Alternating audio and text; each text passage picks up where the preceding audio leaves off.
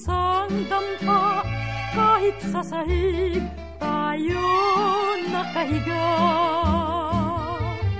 Ang kuliglig walang lubay sa pagkanta, at sa magdamag inaharana ka.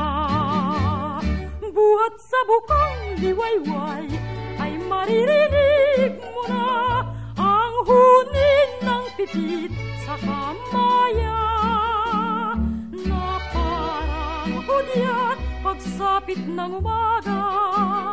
Tanda ng isang maghapong kay saya, kung kita'y magbabakasyon ay sa